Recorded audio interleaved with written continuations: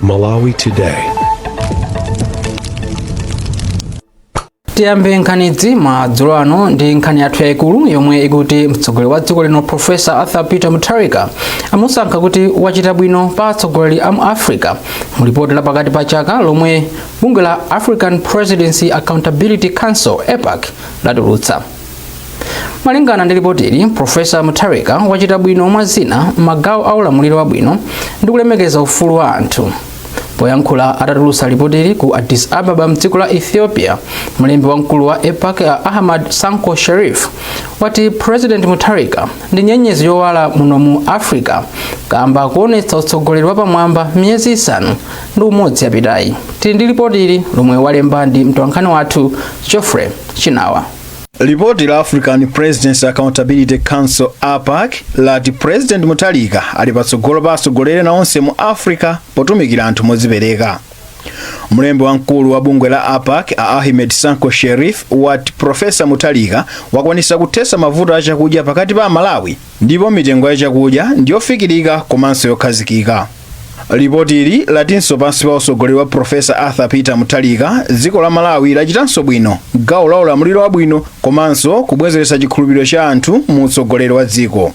APAC ati mukuunika kwawo kwa nthawiyi apeza kuti President Mutharika waonetsa utsogoleri odalirika olemekeza mfundo za demokrasi komanso oyika mtima pa zofuna za anthu. Iwo ati izi zasimikizika pomwe tsopano mavuto a njala ndi mbiri yakale, chuma chikukhazikika komanso pali utsogoleri okomera onse. Iwo ati zonsezi zikusindika za utsogoleri waluntha wa Professor Arthur Peter Mutharika.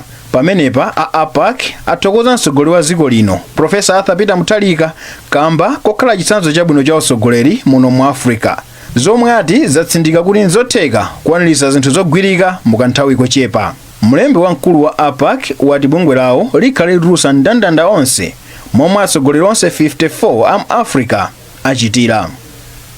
Geoffrey Chinawa, MBC Blantyre.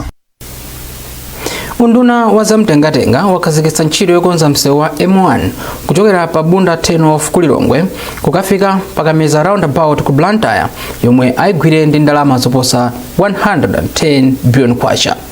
Nduna ya zamtengatenga Ajab Muhango ndi yomwe yakhazikitsa ntchitoyi kwa lobby kudedza. Nduna yati izi zikusonyeza kuzipereka kwa boma potukula ntchito zamtengatenga mdziko muno ndipo auza makondalakitala kuti agwire ntchito yapamwamba komanso mu nthawi yomwe agwirizana. Nayo Beatrice Mwape ndi lipoti lonse. Ntchito yokonzanso msewu wa M1 ayigwira kuyambira pa Bunda Turnoff ku Lilongwe mpaka pakameza roundabout ku Blantyre ndipo mwazina akhala akumata ndi kukonzanso m'malo onse owonongeka pa msewu. Ntchitoyi igwirika pomwe misewu yambiri ya mdziko muno yakhala ili yowonongeka kwa nthawi. Mawu ake pokhazikitsa ntchitoyi, nduna ya zamtengatenga Ajab Muhango ati kukonzanso kwa msewu ndi chizindikiro chakudzipereka kwa boma pokonzanso mayendedwe mdziko muno. Muhango ati Amalawi ambiri akumakwera ndege poyenda pakati pa Blantyre ndi Lilongwe chifukwa cha kuwonongeka kwa msewu, zomwe akuti boma likufuna lisinthe. Apa iwo apempha makontalakita kuti agwire ntchito yapamwamba ndi ndalama komanso nthawi zomwe agwirizana poti ati msewu ndi wofunika kwambiri pa chitukuko cha chuma cha dziko lino. Agwire ntchito yabwino yapamwamba. Chachiwiri ndapa zimene tagwirizana makobiri kuti awa afuna 17 ife tapasa 17, ena afuna 50 tapasa 50, ena afuna 47 tapasa 47. Wina sabwere kumanza kuti munthu wonjezere zimenezo ayi. Chachitatu nthawi tapakana miyezi 12, miyezi 12 ntchito akatamaliza. Wapampando wa bungwe la Roads Authority Engineer Witness Kuocha ati kukonzanso msewu kuthandiza kuti anthu ndi katundu ziziyenda mosavuta zomwe nzofunika pa chuma. Akuocha ati pakadali pano bungweli lakhazikitsa ntchito zosiyanasiyana zofuna kukonzanso misewu ya mdziko muno kuti anthu adziyenda mosavuta. M1 akuchokera komwe kumaka kukafika kusongo Chiweta Karonga ndi msewu kuti uli mundondomeko yathu. Panopa tili pa procurement stage kuti tikapanga procure contractor kumene konso tikayambe chifukwanso kumene kuonongeka. Ndipo mkulu woona ntchito zomangamanga kudedza a Julia Qoto ati kukonzanso kwa msewu kupititsa patsogolo ntchito zachuma pakati pa anthu ambomali. Ndife okonzeka kugwira ntchito ndi ma contractors ndikuwapanga ndikuwathandizira komanso kudzera mwa atsogoleri athu osiyanasiyana ochokera kumudzi tili okonzeka kunena kuti tionetsetse kuti sipakupezeka kuononga zipangizo pa nthawi imene umene ukugwiridwa ntchito. Malinga ndi bungwe la Roads Authority, ntchitoyi ayigwira m'magawo atatu. Kampani ya Master Construction komanso China Civil Engineering imanga gawo loyamba ndi ndalama zokwana 17 billion kwacha. Kampani za Deck Construction, SCH komanso Mungo zimanga gawo lachiwiri ndi ndalama zokwana 51 billion kwacha, ndipo kampani za Mkaka ndi PPM zimanga gawo lina ndi ndalama zokwana 47.5 billion kwacha. Ntchito zonsezi azigwira kwa chaka chimodzi. Beatrice Mwape, MBC Dedza. Nduna ya maboma ang'ono ndi chitukuko cha kumidzi a Ben Phiri yakhazikitsa ntchito yomanga msewu makamaka msika wa makono wa Chimbiya boma la Dedza ndi chenjezo kuti ntchitoyi ayigwire mu nthawi yake ndipo pasakhale katangale. Phiri ati akufuna kuti ntchitoyi ithe mu nthawi yake kuti ithandize pa chitukuko cha chuma cha dziko lino komanso alimi ayambe kupeza phindu. Mwayi mtumodzi wadzandiza mbiri mlipoti ili. Alimi ambatata yakachewere, soya ndi nandolo oposa 18,000 akuyembezeka kupindula ndi kumangidwa kwa msika wa makono wa Chimbiya omwe ndi mbali imodzi yopezetsa alimi wa mwayi wa msika wabwino wa mbewu komanso zokolola. Nduna yoona za maboma ang'onoang'ono ndi chitukuko cha kumidzi Ben Phiri wati chitukukochi ndi mbali imodzi yochepetsa chiwerengero cha anthu omwe amachoka ku madera akumidzi kupita ku matawuni kuwapatsa zofunikira zawo ku madera omwe akukhala, zomwe zikupherezera masomphenya a chitukuko a dziko lino a Malawi 2063. Iwo anatsimikizanso kufunika kothana ndi katangale komanso kudyedeza madala ntchito zomangamanga za boma. Malawi 2063 ikukamba zakutukula madera akumidzi. Kuno ndi malo amodzi akumudzi amene kukubwera msika wokongola motere. Kwa nthawi dziko la Malawi takhala tikukhala ndi anthu ambiri amene akupita mu cities osati pa chifukwa china koma kukasaka malo abwino, kukasaka ndalama. Chifukwa choti kumudzi sitinatukule, nchifukwa chakeno tayankhula kunena kuti no tikuyenera kutukula kumudzi. Chachiwiri tikuyenera kupereka misika yabwino kuti anthu ochita malonda adzipeza misika yabwino, ndipo kuti misika yabwino imeneyo iwathandizire kupangirako makobidi. Chomalizira ndi value addition mmene mukhala malo amene adziwonjezera mphamvu wa zinthu zimene amalima ndiye kuti apanganso ndalama zochulukirapo. Ntchito iyi ikugwidwa ndi ndalama zochokera ku bungwe la International Fund for Agricultural Development IFAD kudzera ku project ya Transforming Agriculture Through Diversification and Entrepreneurship Trade. Mkulu woyendetsa ntchito za trade kuno ku Malawi Barbara Ntapala wati ntchito iyi ithandizira alimi ambatata yakachewere ochokera mboma la Dedza omwe akhala kumana ndi mavuto akusowa kwa misika komanso mbewu zabwino. Msika umene ukumangidwa kuno ndi mapira ena a trade program pamene tikulimbikitsa alimi maboma 11 Malawi muno kuphatikizapo kuno kudedza kuti alime mbewu mosiyanasiyana kuti apangiso zita za value addition ndi kuti alimi apindule pa ulimi wawo umene akugwira ndi kuti autenge ulimi ngati business. Ndi chimodzi mwa icho pamene tikuwathandiza alimi kuti alime mbewu zosiyanasiyana tikuyenekanso tipase malo okuti azigulisira mbewu imene. Ndiye kubera kwathu kwa lero kuno kusika kuchimbiya kuzapanga commission ndikuti msika huu ukhale hub wa alimi amene tikugwira nawo ntchito maka alimi ambatatesi asoya anteza ndi sunflower kuti pamene alimi wakugwira ntchito limodzi pano anthu owagula abwere pano azawagule azawapeze alimi ali pamodzi pamene ali cooperatives awo komanso kwambiri ulimi wambatatesi umene tikulimbikisa tinaona zoti alimi amavutika kwambiri ndi mbewu ndi msika uwuso ukupereka malo abwino kuti alimi azisungira mbewu ndi kugulisanso mbewu kuti alimi ambatatesi apindule. Wapampando wa msika wa Chimbiya Robinson Chinambalala wati msika watsopano uthandiza kusintha miyoyo ya anthu ambiri ochita business komanso alimi mderali kamba kuti kubweretsa mwayi wa malonda abwino komanso kulumikizanitsa alimi ndi anthu ogula. Ntchito yomanga msika iyi yomwe ndi ya ndalama zokwana 7.3 billion kwacha igwiridwa kwa chaka chimodzi ndipo ikuyembekeza kukhazikitsa malo osungirapo zinthu zomwe zithandiza alimi kusunga mbewu zawo komanso kuonjezera zokolola. Misika ngati yomweyi ikumangidwanso m'maboma a Nkhata Bay, Mzuzu, Chitipa, Tcholo ndi Blantyre ndi thandizo la ndalama kuchokera ku IFAD kuchokera ku program ya trade. Mwayi mtumodzi, MBC Dedza. Nduna ya zofalitsa nkhani a Shadrack Namalomba yati kusintha kagwiritsidwe ntchito ka ukadaulo wa makono nkofunika kwambiri kuti dziko la Malawi likwaniritse masomphenya ake a Malawi 2063. Namalomba ayankhula izi pamwambo wa Code Club Project komwe ophunzira ndi aphunzitsi omwe apindula ndi ntchitoyi amaonetsa ukadaulo omwe aphunzira mu mzinda wa Lilongwe. Ntchitoyi yakonzedwa ndi bungwe la Computers for Enhanced Education. Zambiri mu ripoti ili.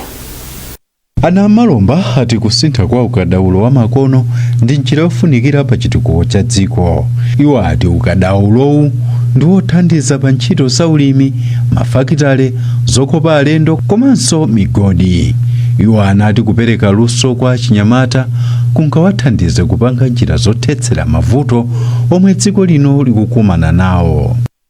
Kusintha kaganizidwe ndiye mukakusintha kwa kaganizidwe kameneka tikuyang'ana kuti kodino pa 2063 dziko lathu lino tifuna idzakhale ngati dziko la mtundu wake.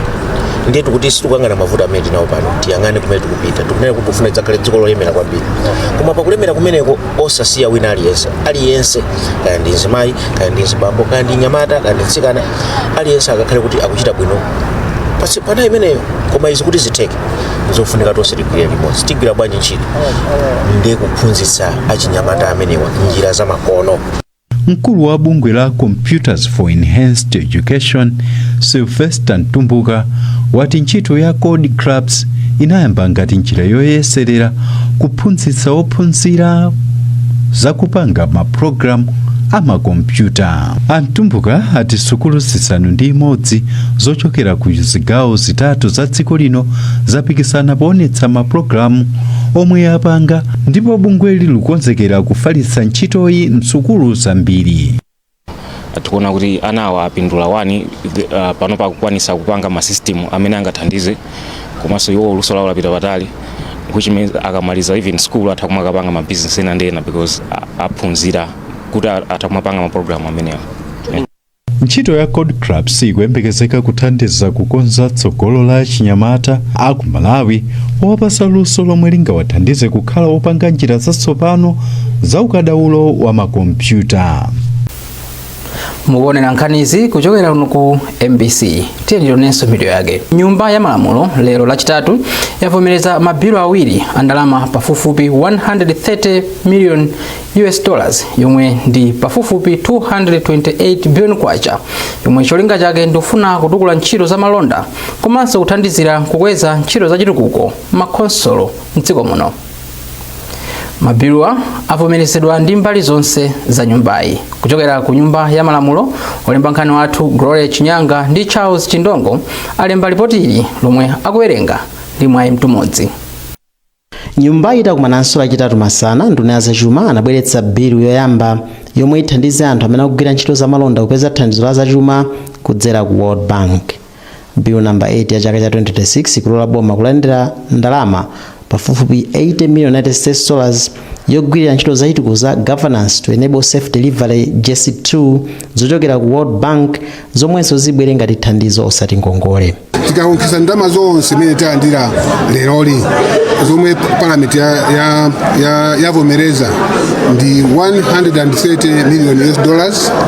Tikazisungunula kuyika Malawi kwacha ndi 228 billion Malawi kwacha. Ndalama zimenezi ndi zambiri.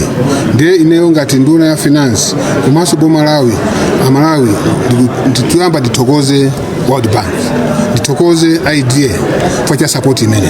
Kwa support imene kusonyeza kuti madonors kunjako akukhulupirira boma la Professor Arthur Peter Mutharika. Ndalama zimene akupereka. Komanso ndifuna ndasimikizira Malawi kuti mungandakhala ndikunena kuti support ilipo tikati kulandira ndalama zambiri. Posota pompa nonso ndikandi kunena ndalama zomwe madonors afuna kuti passport yapo ndemanga pa bilu yoyamba yomwe ithandiza kukweza ntchito za malonda. Phungu wa dera la Lilongwe Phiri la Njuzi apita dimba nati biluyo ithandiza dziko la Malawi kukhala ndi ndalama zakunja zokwanira. World Bank International Development Association alipatsa grant yokwana 50 million US dollars. Ndalama zimene zitathandizire makampani amene amapanga katundu opiritsa kunja. Now mu dziko lathu muno tili ndi crisis, mavuto akulu kwambiri ankhani za ndalama zakunja. Mabizinesi ambiri akuvutika kuti achite bwino apange produce zofunikira kuti azitumiza kunja chifukwa sangati apeze forex. Now project iyi ithandiza kwambiri chifukwa makampani pafupi 300 athandizika kuti apeze forex, apeze financing, apeze capital kuti dziko lathu ino likhoza kuyambanso panga produce zinthu kumapitisa kunja ndikupeza forex. Naye phungu wa dera pakati mboma la Mwanza Felix Njawala anatsindika kufunika kwa bill number 8 ya chaka cha 2026 ponena kuti ithandiza kupititsa patsogolo ntchito zachitukuko m'makonsolo. Bill number 8 ndi yabwino kwambiri chifukwa chokuti ilimbikitsano pa municipality. Taona mmene JSIP1 yachitira ma councils mosiyanasiyana, amanga masukulu, amanga zipatala, amanga ma bridge amene mwina zaka zambiri akanika kumangidwa. Ndiye apapa zipangitsa ndithu kuti ma municipality nawonso alimbikitsidwe mchuma, Mangochi, Mchenza ndi amodzi mwa ma municipalities amene atachite benefit. Pakadali pano nyumba ya malamulo yavomereza ripoti la komiti yoona momwe boma likugwirira ntchito zake lokhudza momwe makonsolo akugwiritsira ntchito ndalama za boma. Nthambi yoona za ntchito za mabwalo a milandu mdziko muno yati ikuchita chotheka pofuna kuonetsetsa kuti anthu mdziko muno akukhala ndi mwayi wopeza chilungamo mwansanga komanso mopanda mavuto mabwalo onse a milandu mdziko muno. Nthambi yoona za ntchito mabwalo a milandu mosogozedwa ndi mkulu wa mabwalo a milandu mdziko muno Alizini Mzikamanda anena izi ku Mangochi pamwambo wokumbukira ntchito za mabwalo a milandu, ndipo Owen Mavula walemba ripoti ili. Mwambo wokumbukira ogwira ntchito ku mabwalo a milandu umachitika pofuna kuphunzitsa anthu omwe amagwiritsa ntchito mabwalowa za ufulu omwe ali nawo, kuwazindikiritsa ntchito za mabwalo a milandu komanso momwe angapezere chilungamo kudzera ku mabwalowa pamene apsinjidwa. Tsikuli analikhazikitsa mwapadera pofuna kuti akuluakulu a nthambi za mabwalo a milandu adzikhala ndi mwayi ofikira anthu ndi kumva momwe anthuwa amamvetsetsera nkhani yopeza chilungamo ku mabwalo a milandu.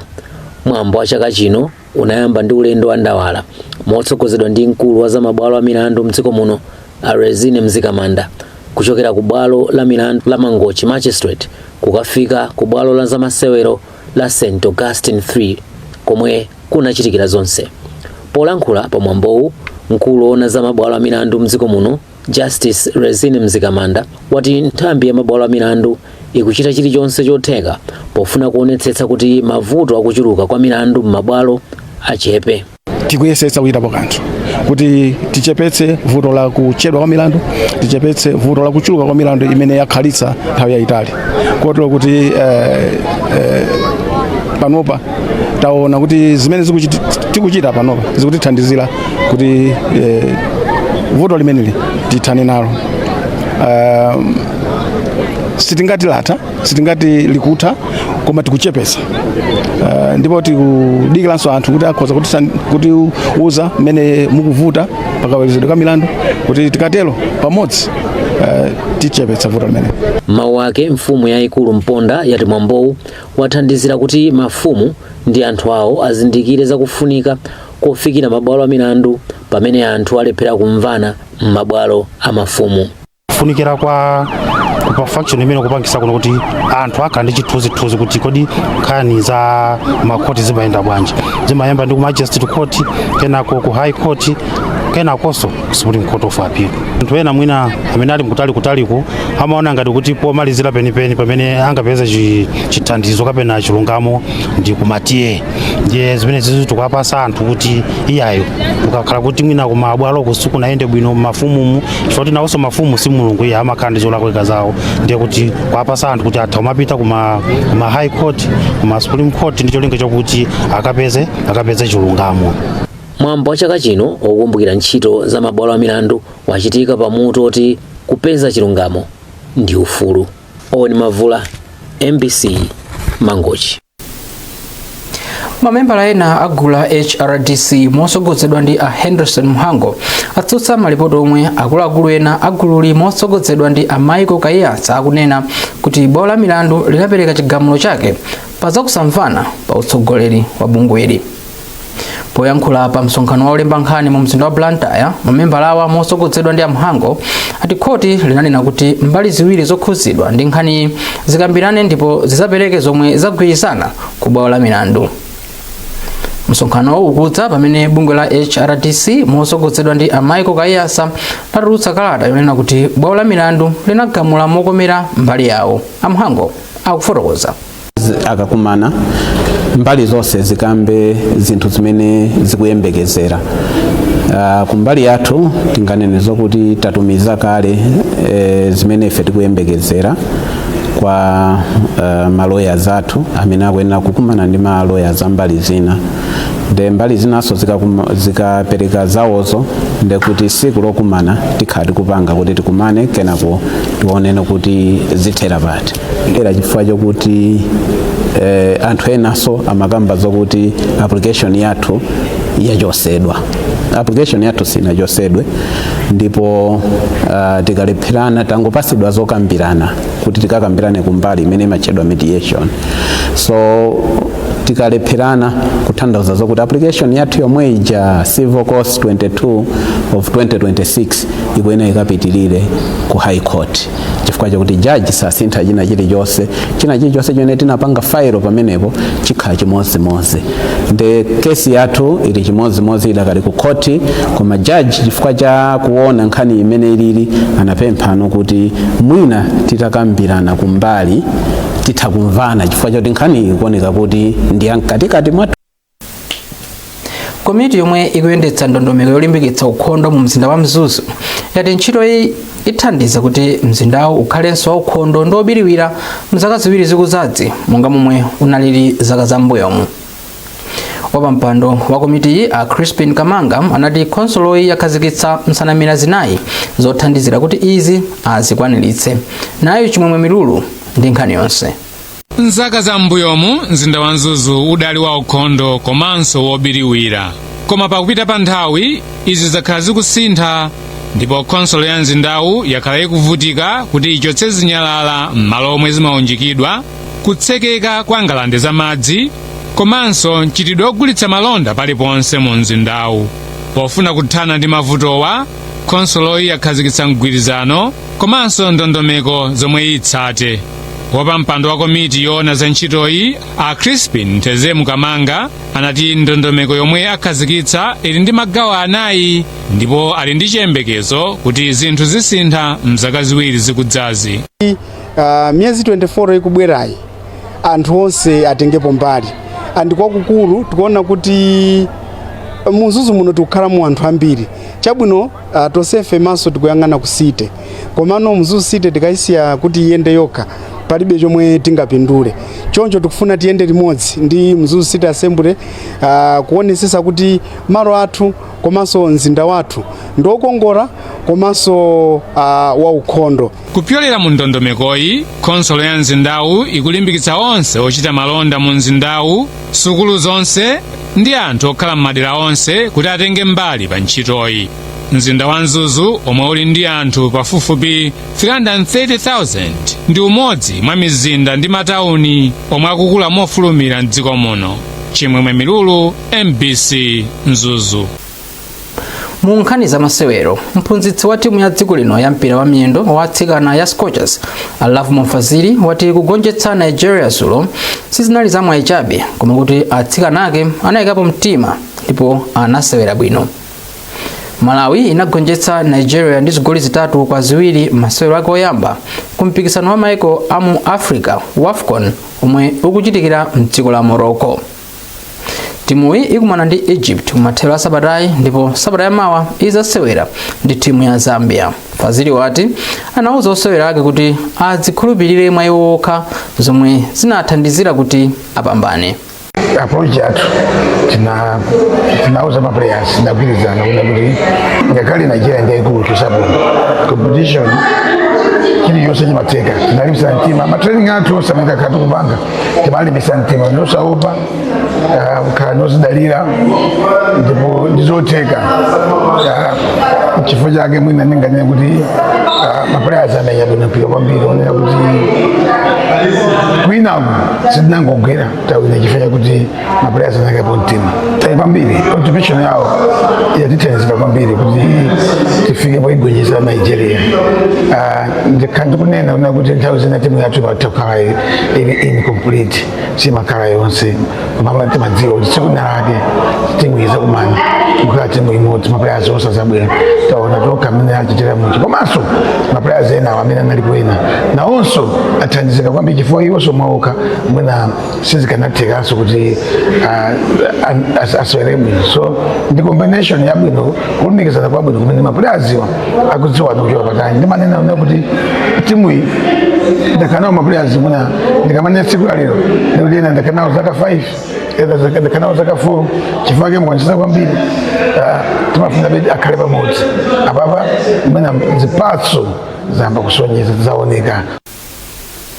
Ndi nkhani imeneyi tafika pamapeto pa nkhani zathu madzulo ano ndipo mutha kupeza nkhanizi ndi zina zambiri popita pa mbc.mw kapena mbc digital pa Facebook, Instagram